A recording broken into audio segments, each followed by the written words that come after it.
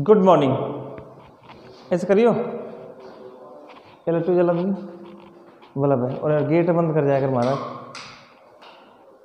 Gate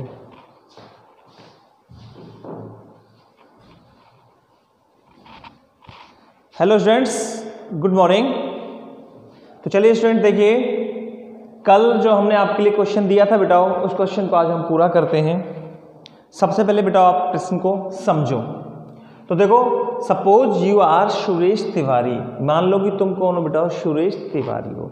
अब ये यहीं से ही प्रश्न कह देता है हमें कि सुरेश तिवारी कौन है बेटाओ? एक कॉमन मैन है, ना कि कोई businessman. Okay, suppose you are Suresh Tiwari. मान लो कि तुम सुरेश तिवारी हो।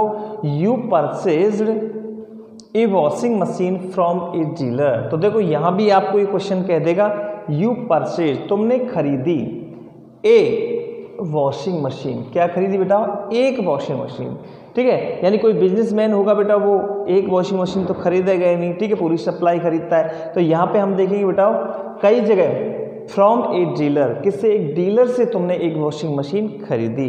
वॉशिंग मशीन किसने खरीदी बेटा? सुरेश तिवारी ने। तो सुरेश तिवारी यहाँ पे कौन हुआ बेटा? कॉमन मैन हुआ। कौन हुआ? कॉमन मैन, यानी कि ये कोई बिजनेसमैन नहीं है। अब write a letter to him. अब उसे एक पत्र लिखो। हिम किसके लिए आया है पुत्रो? डीलर के लिए। किसके लिए आया है बेटाओ? डीलर के लिए आया है। या डीलर के लिए आप एक पत्र लिखिए। फॉर कंप्लेनिंग अबाउट, शिकायत करने के लिए, अबाउट के बारे में, डिफेक्टिव वॉशिंग मशीन। डिफेक्टिव कहते हैं बेटाओ खराब, कमी, जहाँ पे कोई कमी हो। खराब वॉशिंग मशीन के बारे में आपको शिकायत करनी है। किससे? डीलर से। और आपको क्या लिखना है बेटा? एक पत्र लिखना है। ओके स्टूडेंट्स, चलिए अब सबसे पहले हम आंसर करते हैं बेटा, और आंसर के सामने a letter for complaining about defective washing machine.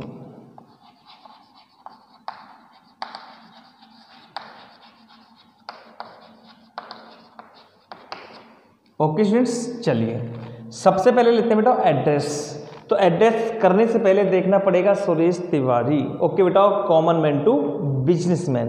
तो यहाँ पे कोई भी फर्म वगैरह का नाम नहीं आएगा, सीधा हमको एड्रेस लिखना है। और जब कॉमन मैन टू बिजनेसमैन होता है तो एड्रेस अपने घर का लिखते हैं। कहाँ का लिखते हैं बेटा? घर का। घर किसी कॉलोनी, नगर या मोहल्ला, गली वगैरह में हो सकता है। तो यहाँ पे हमने सबसे पहले लिखा बेटा, हमने किसी भी मकान नंबर कोई भी, ठीक है, लिख दिया 15। और 15 मकान नंबर लिखने के साथ बेटा हमने लिखा यहाँ पे सी स्कीम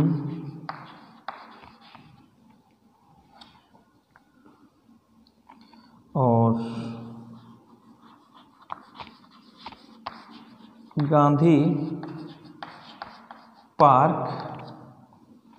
और यहाँ पे कर दिया बेटा हमने बीकानेर। या कोई शहर का नाम थोड़ी दे रखा है बेटा, कोई शहर का नाम वगैरह नहीं दे रखा, इसलिए हमने यहाँ पे क्या कर दिया बेटा? बीकानेर। ओके स्टूडेंट्स, ये होगा इसका एड्रेस। ठीक है, एड्रेस देखो हम 3 पंक्तियों में, 2 पंक्तियों में, बड़ा भी हो सकता है एड्रेस, छोटा भी हो सकता है, कोई दिक्कत वाली बात नहीं है। पार्क दे दिया। अब हम इसके बाद देखो ना कोई मोबाइल नंबर लिखेंगे, ना कोई ईमेल एड्रेस लिखेंगे, ना ही कोई रेफरेंस नंबर लिखेंगे। सीधी की सीधी हम क्या लिखेंगे बेटाओ? डेट लिखेंगे। क्या लिखेंगे? डेट। और डेट को हमने कर दिया 6 अक्टूबर और बेटा 2020।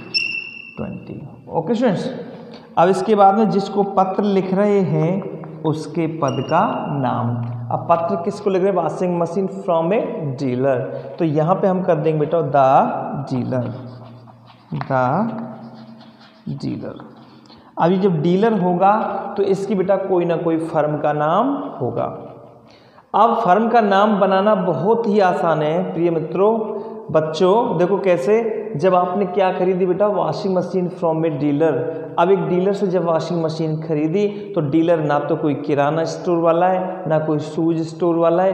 कैसा आइटम है बेटा, ये इलेक्ट्रॉनिक्स आइटम है। कैसा आइटम है, इलेक्ट्रॉनिक्स आइटम है। तो यहाँ पे हम कोई भी इलेक्ट्रॉनिक्स बना सकते हैं, जैसे कि हमने यहाँ पे बना दी बेटा MS और MS कर करके हमने यहाँ कर दी बेटा शर्मा इलेक्ट्रॉनिक और एजेंसी। क्या कर दी बेटा, शर्मा इलेक्ट्रॉनिक एजेंसी। और ये कहाँ है बेटा, बीकानेर। बीकानेर में हमने यहाँ किसी, जैसे हमने कर दी बेटा गणेश मार्केट और बीकानेर, गणेश मार्केट बीकानेर। इस तरह से बेटा हम इसको सेट कर देंगे। ओके स्टूडेंट्स, चलिए गणेश मार्केट बीकानेर। चलो ये गणेश मार्केट आपको दिख नहीं रहा होगा बेटा, इसको हम यहाँ से मिटा के ऊपर ही लिख देंगे।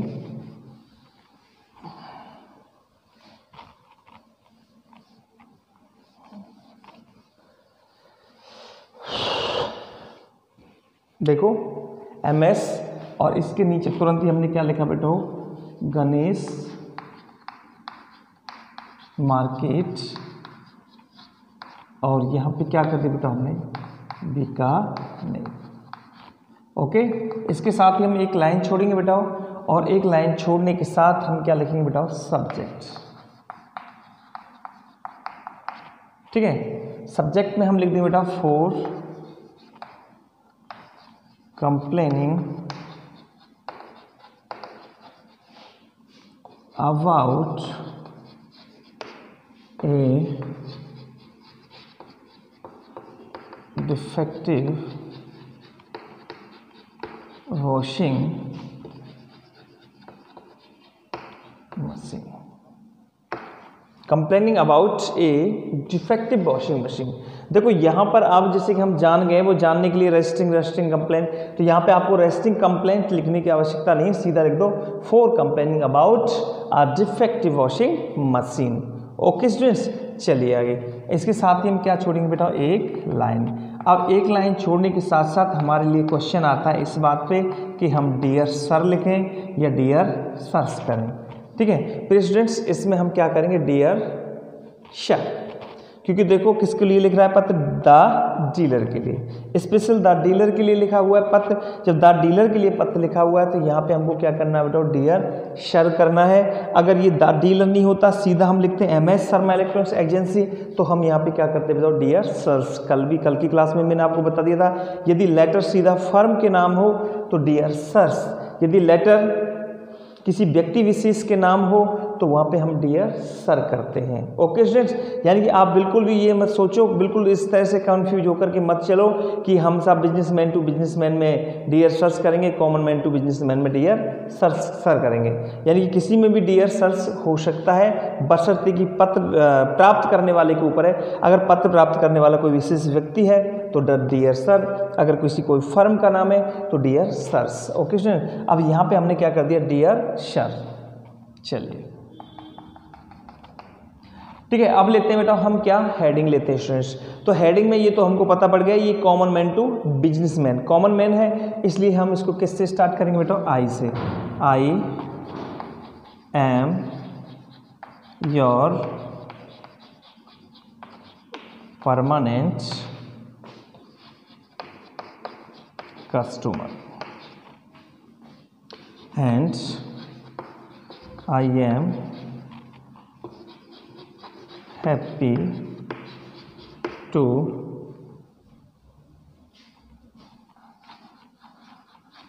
deal with you। ठीक है ना, ये होगी हेडिंग, यानी कि मैं आपका परमानेंट ग्राहक हूं और मैं आपसे सौदाबाजी करके क्या हूं, प्रसन्न हूं। बट नाउ यहां से हम जोड़ देंगे बेटा, यहां पे हम कंट्रास्ट पैदा कर देंगे, विरोधाभास। खुश हूं, आपका ग्राहक हूं, लेकिन बट नाउ, लेकिन अब I am sorry to say that. लेकिन अब मैं ये कहते हुए दुखी हूँ, कहते हुए मुझे खेद है। ठीक है, कहते हुए मुझे खेद है कि, अब हम देख लेंगे बेटा डिफेक्टिव वॉशिंग मशीन की क्या कर रहे हैं बेटा हम कंप्लेन। जब हम डिफेक्टिव वॉशिंग मशीन की कंप्लेन कर रहे हैं तो वॉशिंग मशीन के बारे में लिखना है। सबसे मेन चीज़ कि वॉशिंग मशीन में क्या डिफेक्ट है, और मैंने आपसे क्या बताया था बेटा, पहले ही बता दिया, अगर कंप्लेनिंग वाला लेटर आ जाता है तो प्रॉब्लम देखो आपकी प्रॉब्लम क्या है, वो प्रॉब्लम आपको शेयर करनी है। तो प्रॉब्लम देखेंगे डिफेक्टिव वॉशिंग मशीन है और क्या है। तो यहाँ से हम स्टार्ट करेंगे, से दैट कि ऑन लिख करके बेटा आप यहाँ पे डेट देखोगे 6 अक्टूबर। क्या देखोगे? 6 अक्टूबर। इससे लगभग 3 दिन पहले की डेट आपको लेनी है, 2, 3, 4 दिन पहले की। ऐसा नहीं कि लेटर आप 6 अक्टूबर को लिख रहे हो, वॉशिंग मशीन आपकी बहुत पहले की है, 2-4 साल पहले है, यानी 2-3 दिन के अंतराल होना चाहिए। तो यहाँ पे हम 6 अक्टूबर, तो यहाँ पे लिखा हमने ऑन, और यहाँ लिख दिया हमने 3 अक्टूबर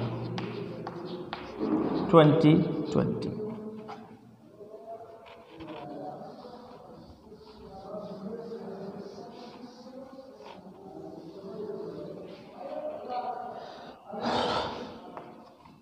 I bought a washing machine of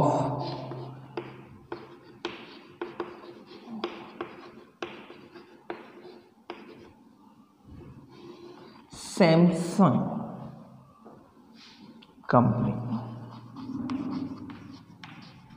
किसी भी कंपनी का नाम लिख सकते हैं आप, सैमसंग लिख सकते हैं, सैनसुई लिख सकते हैं, एलजी लिख सकते हैं, वीडियोकॉन लिख सकते हैं, यानी जो भी वॉशिंग मशीन आपने इसकी दुकान से खरीदी है।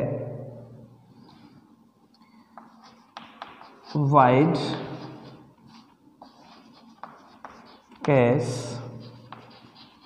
Memo number, vide cash memo number. देखो, I bought a washing machine of Samsung company, यानी कि मैंने सैमसंग कंपनी की एक वॉशिंग मशीन खरीदी। कितने तारीख को बेटाओ? 3 अक्टूबर 2020, यानी कि 3 अक्टूबर 2020 को मैंने एक वॉशिंग मशीन खरीदी।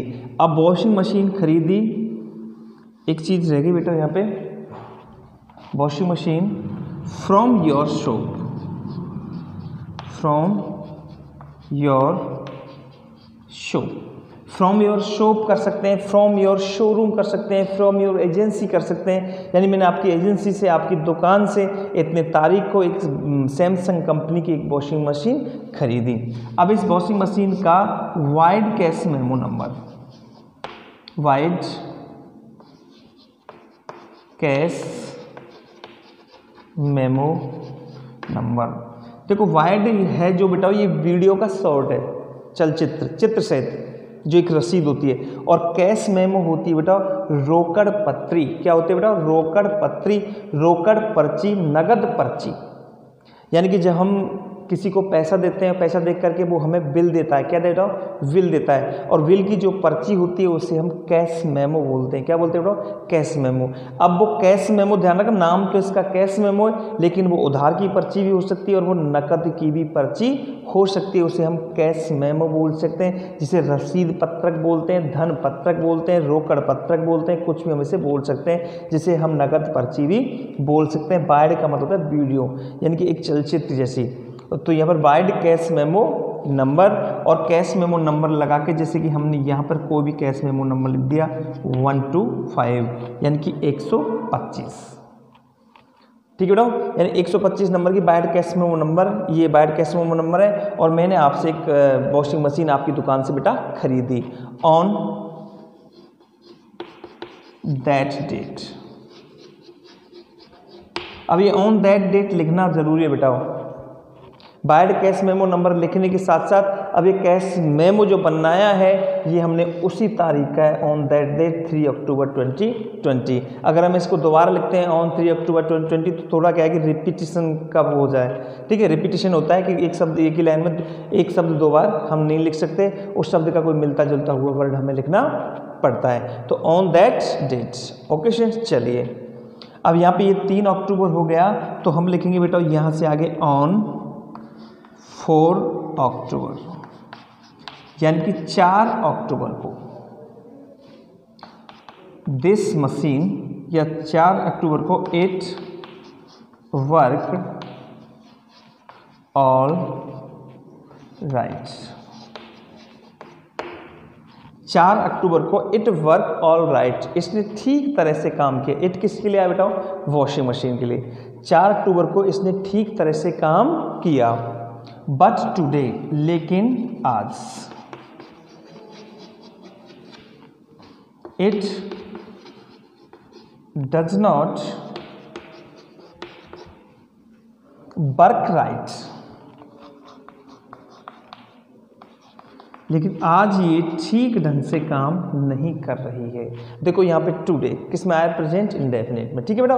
But it does not work right, लेकिन आज ये ठीक ढंग से काम नहीं कर रही है। यहाँ पे बेटा it is not working right नहीं करना है, ठीक है, क्योंकि ये जो क्रिया ये हमें प्रेजेंट इंडेफिनिट टेंस में लेनी पड़ेगी। Okay student, it does not work right, यानी ये ठीक ढंग से काम नहीं कर रही है। आगे लिख सकते हो बेटा it has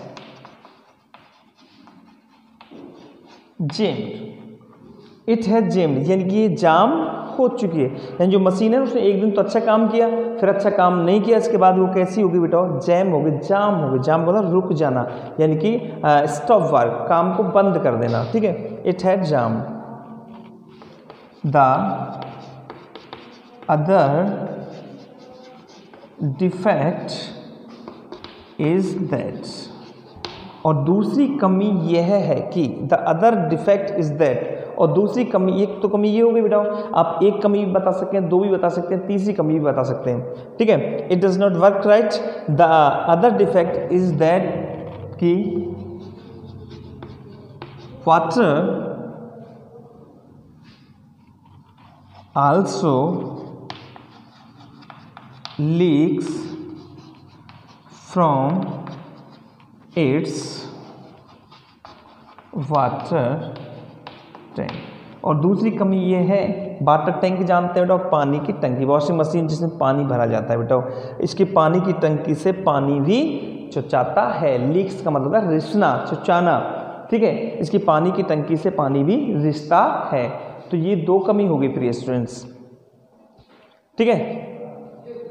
defective washing machine की 2 कंप्लेन हमने कर दी, इससे अधिक हम नहीं करेंगे। ओके सर, अब आगे हम लिखते हैं, चलिए आगे ऊपर से मिटाते हैं।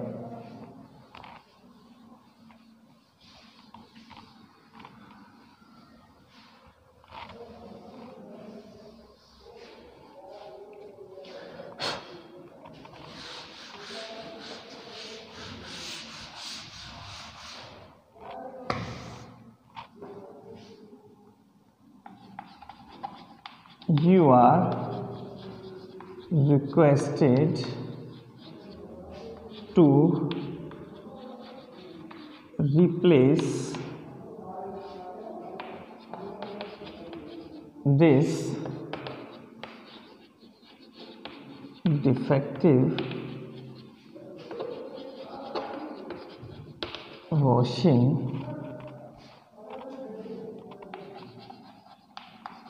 machine at an early date,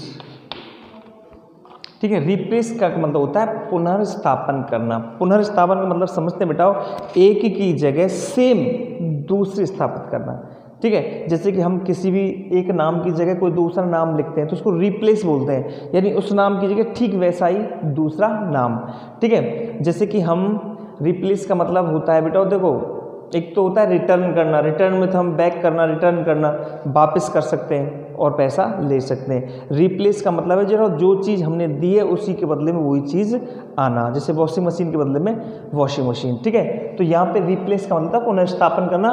तो you are requested to replace this defective washing machine, यानी तुमसे इस डिफेक्टिव वॉशिंग मशीन की पुनर्स्थापन करने के लिए निवेदन किया जाता है at an early date. Early date का मतलब होता है अति शीघ्र, ठीक है। चलिए आगे लिख सकते हैं, and I am obliged to you,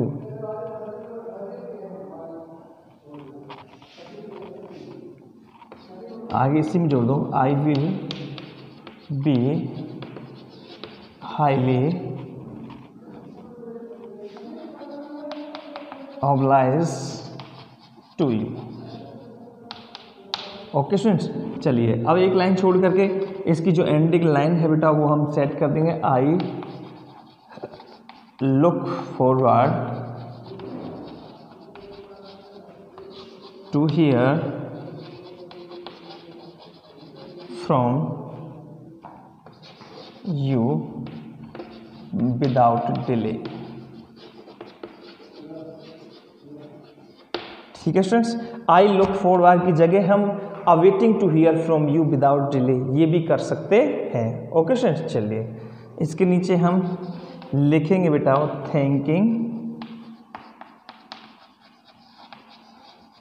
thanking you लिखा, और थैंकिंग यू लिख करके नीचे योर्स फेथफुली और योर्स फेथफुली लिख करके नेम।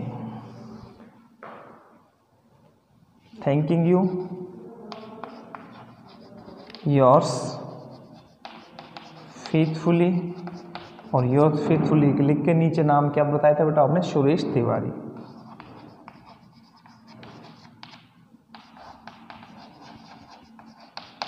ओके स्टूडेंट्स, इस तरह से हम इसको करेंगे। और आज जो हमने लेटर बेटा कंप्लीट किया, ये लेटर हमारा कॉमन मैन टू बिजनेसमैन। अब कॉमन मैन टू बिजनेसमैन में क्या क्या चीज़ हमें लिखनी है, क्या क्या चीज़ नहीं लिखनी है, ये आपको नियम इसके बिल्कुल पूरी तरह से याद हो गए होंगे। ओके स्टूडेंट्स, चलिए कोई दिक्कत नहीं। अब मैं कल के लिए आपके लिए फिर एक क्वेश्चन छोड़ देता हूँ, और वो क्वेश्चन आप पूरी तरह से कंप्लीट करके देखना बेटा, पूरी तरह से थोड़ा सा बना के देखना पूरा। लेकिन कमेंट में मुझे पूरा क्वेश्चन भेजने की आवश्यकता नहीं है, सिर्फ ओनली सब्जेक्ट भेजने की आवश्यकता है। चाहे सब्जेक्ट भेजो या मुझे ये भेज दो बेटा, कॉमन मैन टू बिजनेसमैन या बिजनेसमैन टू बिजनेसमैन। ठीक है, यानी CM टू BM या BM टू BM, ये अब मुझे सेट करके आपको कमेंट बॉक्स में सेंड करना है। ओके स्टूडेंट्स, चलिए मैं दूसरा क्वेश्चन आपके लिए छोड़ देता हूँ।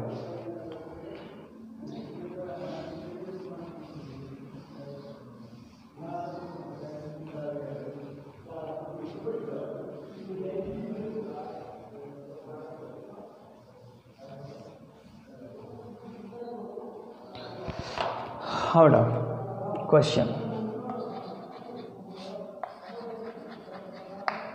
और ये क्वेश्चन नंबर होगा तीसरा। You are a salesman of electronic items.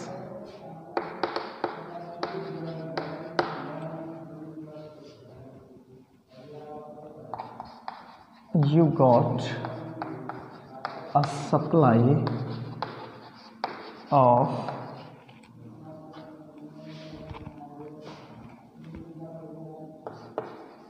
10 refrigerator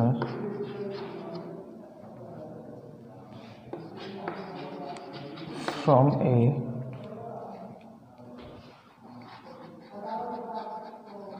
dealer, but 3 of them are defective piece.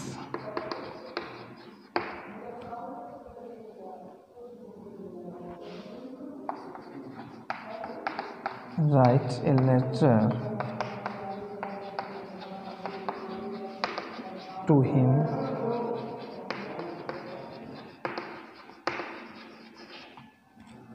complaining about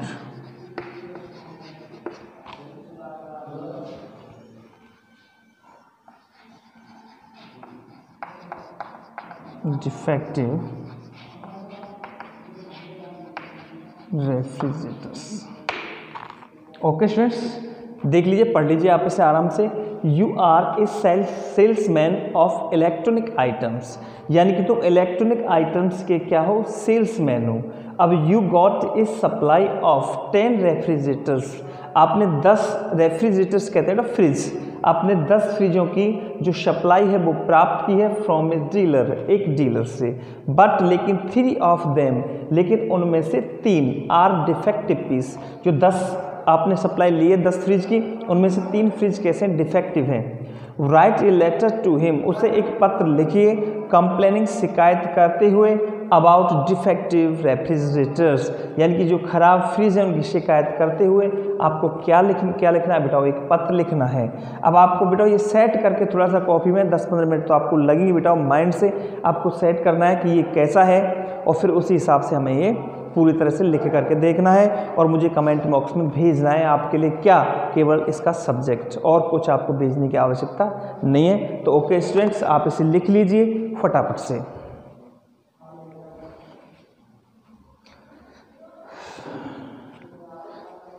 ठीक है बेटा, तो आज की क्लास हम यहीं पे ऑफ करते हैं बेटा। आप बस पढ़ते रहो, खुश रहो बेटा, eat drink and do be more merry. चाओ।